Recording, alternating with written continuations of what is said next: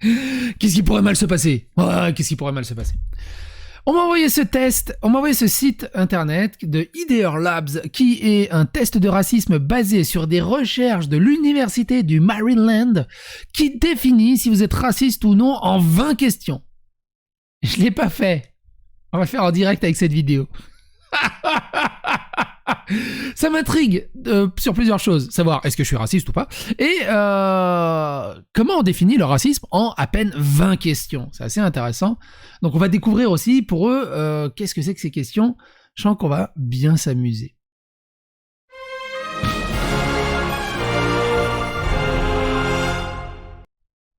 Test du racisme, idearlab.com. Et on peut lire ceci avant de démarrer le test. Basé sur les recherches de l'université du Maryland et de l'UC Santa Barbara, le racisme couvre les préjugés, la discrimination ou l'antagonisme dirigé contre une personne d'une race différente de la sienne. Malgré cette définition, cependant, tout le monde n'est pas d'accord sur ce qui constitue du racisme et ce qui ne l'est pas. À cette fin, des chercheurs de l'université du Maryland et de l'université de Californie à Santa Barbara ont créé leurs propres instruments de mesure du racisme de la majorité blanche dirigés contre les minorités non blanches. Donc déjà, ça part mal. En gros, le test, il est là juste pour expliquer pourquoi les blancs sont racistes par rapport aux personnes de couleur, mais pas pourquoi la personne est raciste. Peu importe la couleur. Déjà, ça part mal, je trouve. Pour passer le test de racisme, indiquez votre degré d'accord ou de désaccord avec chacune des déclarations suivantes. Et donc, il y a 20 questions, on va regarder ça ensemble. Et en dessous, je crois que c'est juste le test de racisme Idear Lab et la propriété d'Idear Lab International et blablabla, blablabla. Le travail de ces chercheurs s'est également basé en partie sur les expériences réelles et vécues des immigrants non blancs dans les pays occidentaux, principalement aux États-Unis d'Amérique. Ce test de racisme n'est pas la seule façon de définir la construction du racisme et le test ne prétend pas que ce soit le cas. L'instrument est destiné à être utilisé dans la recherche, en particulier par des scientifiques et des chercheurs qualifiés. Ce test est destiné à des fins éducatives uniquement. Idear Labs et ce test de racisme Idear Labs sont indépendants de tout chercheur, organisation ou institution affiliée mentionnée ci-dessus. Ce test de racisme est basé sur un inventaire bien réfléchi pour l'évaluation de l'expérience vécue du racisme en tant que personne non blanche aux États-Unis d'Amérique. Toutefois, les examens et tests en ligne, gratuits, comme celui-ci, ne sont que des indicateurs initiaux et ne peuvent pas fournir d'évaluation précise de votre expérience actuelle du racisme et de votre attitude à l'égard de celui-ci. Par conséquent, le questionnaire est destiné à être utilisé à des fins éducatives uniquement. En tant qu'éditeur de ce test de racisme en ligne gratuit, qui vous permet de découvrir votre niveau de racisme, tel que déterminé par les chercheurs de l'université du Maryland et de l'université de Californie Santa Barbara, nous nous sommes efforcés de rendre le test aussi fiable et valide que possible en le soumettant à des vérifications et à une validation statistique. Toutefois, le test et examen en ligne gratuit, tel que ce test de racisme, ne fournissent pas d'évaluation et de recommandations professionnelles d'aucune sorte. Le test est fourni uniquement tel quel. Pour des informations plus détaillées sur le test actuel et sur l'un de nos autres tests psychologiques en ligne, veuillez consulter blablabla. On y va? J'ai aucune idée de ça va être quoi les questions. Découverte totale, c'est plus fun comme ça. Alors, du coup on peut zoomer vu que c'est tout petit. Première question. Il est offensant de demander aux non-blancs d'où viennent-ils vraiment. Et donc on peut mettre totalement d'accord, d'accord, neutre, pas d'accord, totalement pas d'accord. Bah, pour moi, c'est totalement pas d'accord. Franchement, il n'y a rien d'offensant à demander d'où ils viennent. Moi, on me demande d'où je viens, je dis, bah, la Serbie, c'est génial, la Serbie, de Tchévapi, Rakia. Ça donne un truc pour justement parler de tes racines, quoi. Donc, pas d'accord. C'est pas offensant. C'est même cool pour engager la discussion. Il n'y a pas de mal à présenter les non-blancs dans les publicités comme des personnes qui se soumettent à leur cible. Alors déjà, il va falloir comprendre les questions. Qu'est-ce que c'est que cette question? Il n'y a pas de mal à présenter les non-blancs dans les publicités comme des personnes qui se soumettent à leur cible. Je comprends pas la question. C'est genre, t'as une publicité de yaourt, t'as un noir qui mange du yaourt et c'est bon. Du coup, il se soumet au fait que le yaourt est bon. Je comprends pas la question. On va rester neutre. On va rester neutre. En fait, le milieu, c'est je comprends pas la question. Il est normal de demander à des non-blancs s'ils connaissent un ami, un collègue ou un camarade de classe de la même race qu'eux. Bah, oui. Enfin, c'est pas qu'il est normal, c'est que ça gêne pas. Alors très souvent, on me dit « Ah, t'es serbe !»« Oh, je connais un serbe, il s'appelle Sacha, il est à Lyon, tu le connais ?»« Ouais, on est tous interconnectés, hein !» Ah ouais, dès que je lis un truc, ça part chez lui, c'est bon, il a lu le livre aussi. On est des guettes. On se connaît tous. C'est comme si, toi, Robert, tu connais Jean-Claude, là, qui est dans le Gard? Non? Bon, c'est pareil. Il est offensant de suggérer que toutes les personnes de la même ethnie non blanche se ressemblent. C'est-à-dire que tous les Noirs se ressemblent, que tous les Asiatiques se ressemblent, etc. Alors, c'est plus compliqué que ça. Il y a des ressemblances.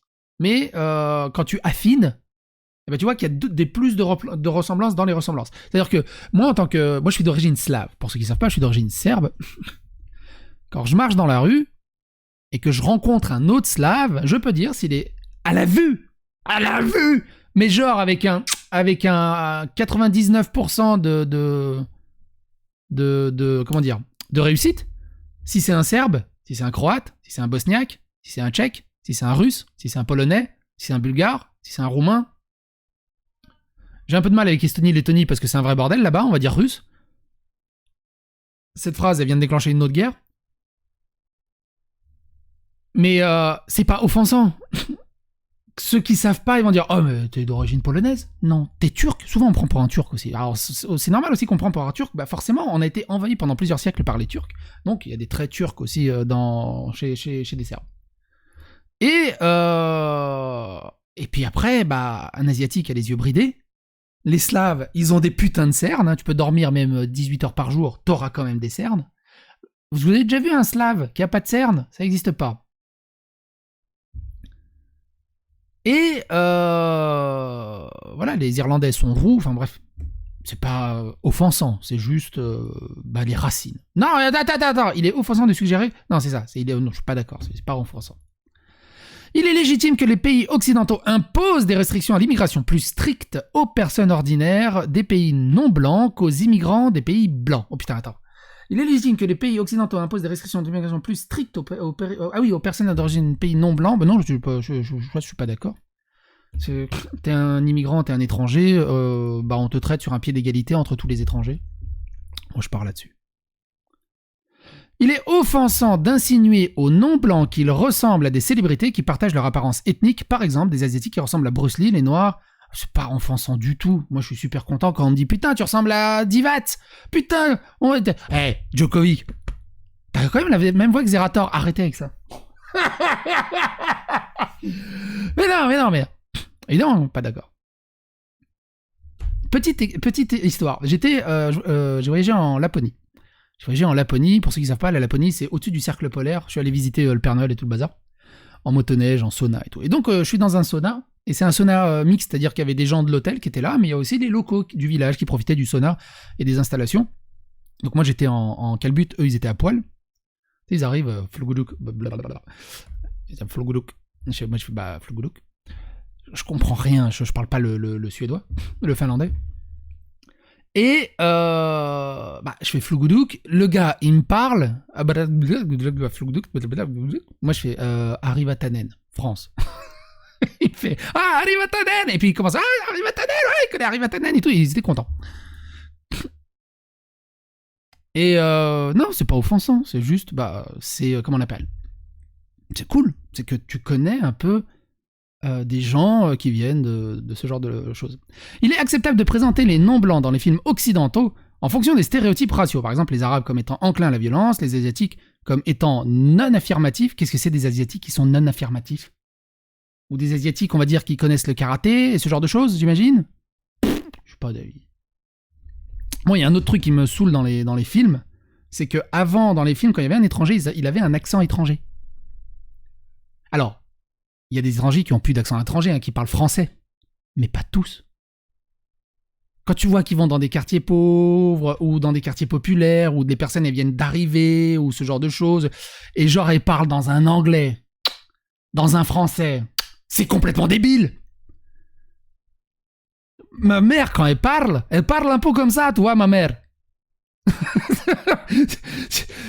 Et elle n'a plus jamais entendu cet accent dans les films. Parce que maintenant, c'est jugé mauvais dans les films d'avoir un accent. C'est complètement con.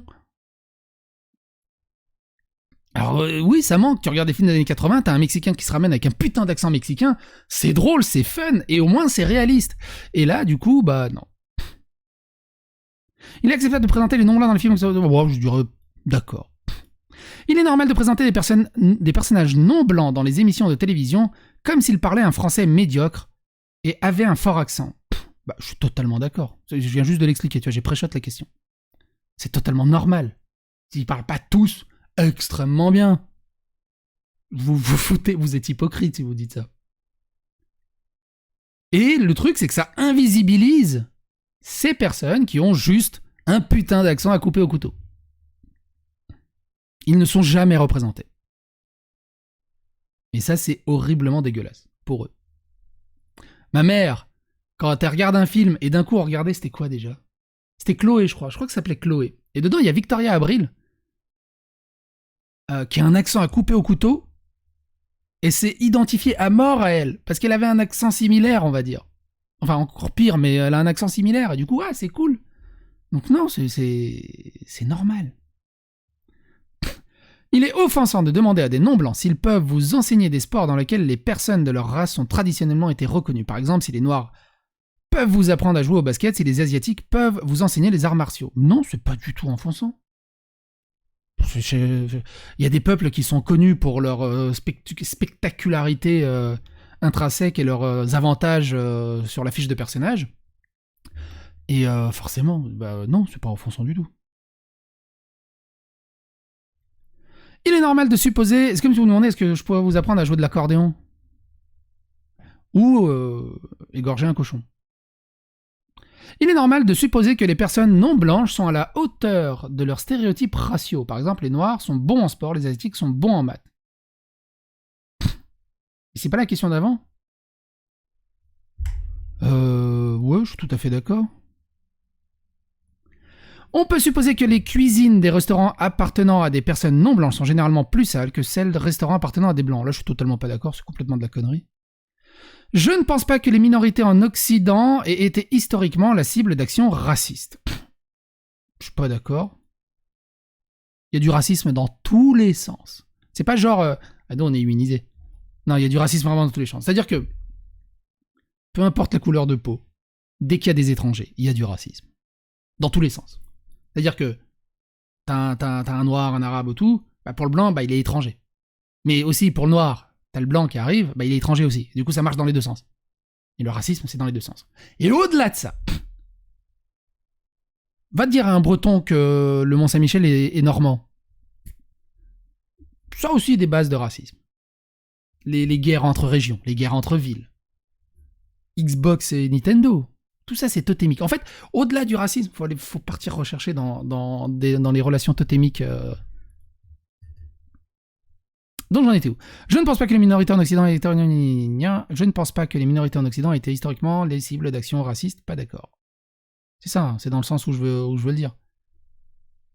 Ouais, c'est ça. Attends, je ne pense pas que les minorités en Occident étaient historiquement les cibles d'actions... Je ne pense pas que les minorités... Je ne pense pas... Putain, leurs phrases, elles sont compliquées quand même. Je ne pense pas que les minorités en Occident aient été historiquement les cibles d'actions racistes. Ouais, pas d'accord.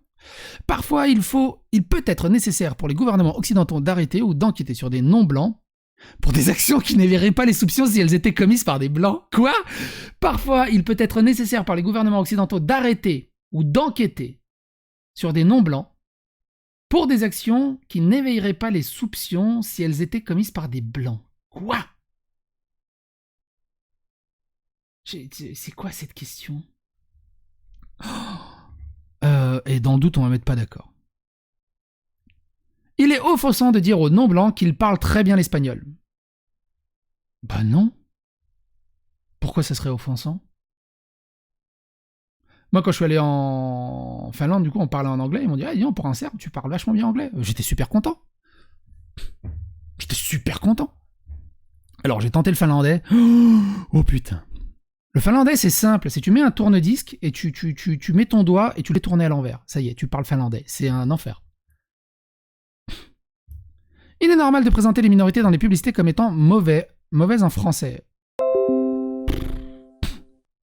Mais ça existe encore des pubs, justement, c'est ce que j'ai dit tout à l'heure. Si vous regardez vraiment les pubs, il n'y en a plus aucun qui est mauvais en français. Et ça manque. Une invisibilisation totale. Du coup, la question, elle est même plus d'actualité, en fait.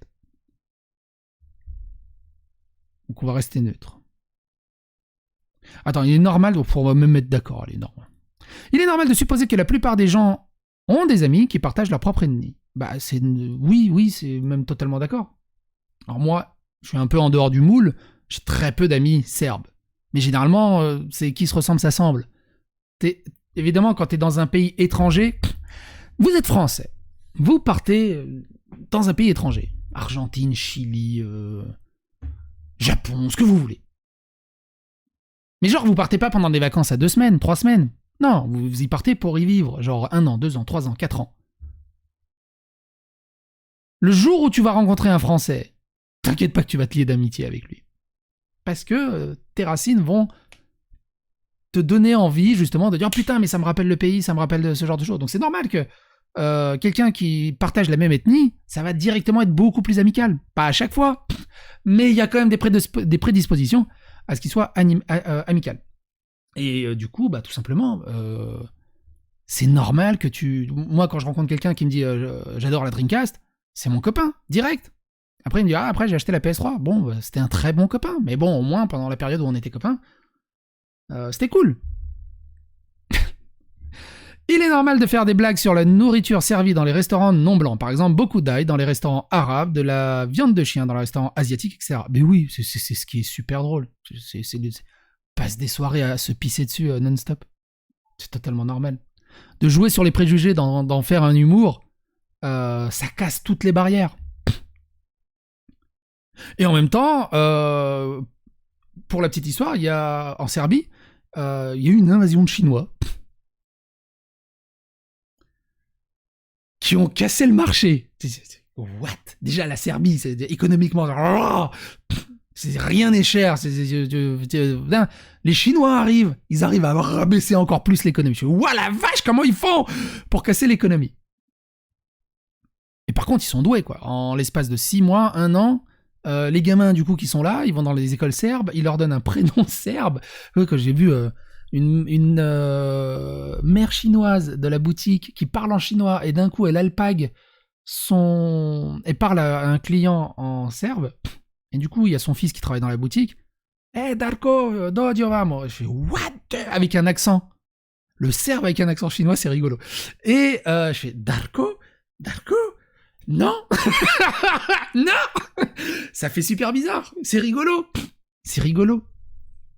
Et ce que je voulais dire par là, dans la ville où je suis, à Svilanats, il y a énormément de chiens. Depuis qu'il y a plusieurs boutiques chinoises qui ont ouvert, il y a beaucoup moins de chiens.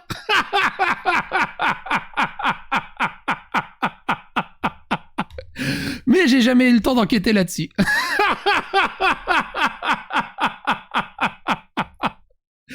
Dans les pays occidentaux, le racisme est en grande partie une chose du passé. Totalement d'accord.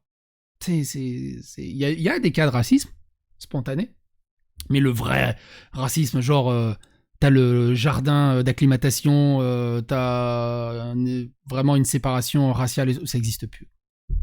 C'est vraiment une chose du passé. Que justement les woke essaient de ramener parce que du coup ils ont plus rien pour se plaindre. Les blancs ont le devoir de s'informer sur les actes racistes de leurs ancêtres. Totalement pas d'accord. On s'en branle si en 850 avant Julien Chiez, il y en a un qui a marché sur le pied d'un... On s'en fout. Mais genre royalement on s'en fout.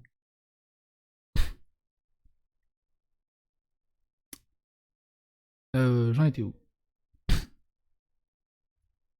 Les livres d'histoire occidentaux devraient mettre en évidence les contributions des non-blancs à la civilisation occidentale. Mais ils le font pas déjà? Bon, allez, on va mettre d'accord. Ils le font pas déjà? On va le mettre d'accord. Et on va finir. Est-ce que... Alors ça marche comment? Putain, attends, comment ça marche?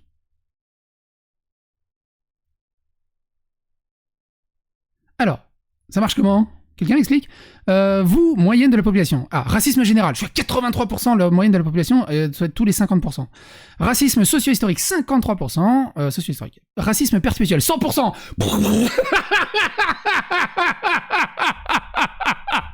J'ai crevé le plafond.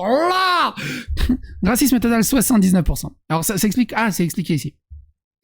Donc le racisme général, j'ai eu 83%. Le racisme général mesure les croyances dans les stéréotypes raciaux et les identités de groupes raciaux, ainsi que la croyance que les non-blancs sont généralement moins avancés que les blancs. J'ai jamais dit ça. Mais ils le disent.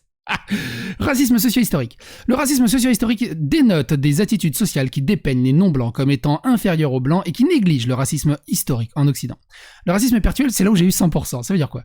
Le racisme perpétuel envers les étrangers mesure les attitudes qui désignent les non-blancs qui sont incapables de s'adapter complètement et qui ne seront jamais vraiment occidentaux. Est-ce que vous trouvez dans les réponses que j'ai données, que j'ai dit ça ? Si je suis pas le parfait exemple de l'immigré qui a eu sa nationalité à 18 ans, qui s'est à peu près bien, je trouve, intégré en France, avec des bonnes valeurs françaises. Voilà. Ça veut dire quoi ? Je suis raciste envers moi-même. 79%. Le racisme total mesure le racisme total. Le racisme total mesure le racisme total. Ah oui, des personnes examinées telles que définies par l'échelle le chercheur Liang, Li et Kim. Le score les plus élevés indique un degré de racisme plus élevé à leurs yeux. Ils ont dû rire jaune quand ils ont vu mon résultat. Je trouve qu'il est assez cool. Je trouve qu'il est assez fun ce test. N'hésitez pas à faire le test de votre côté, les commentaires sont là, n'hésitez pas à donner vos résultats dans les commentaires de cette vidéo. Donnez votre avis, votre opinion, phagocytez l'algorithme de YouTube, partagez sur les réseaux sociaux et on se retrouve pour d'autres aventures. Ah oui, et abonnez-vous.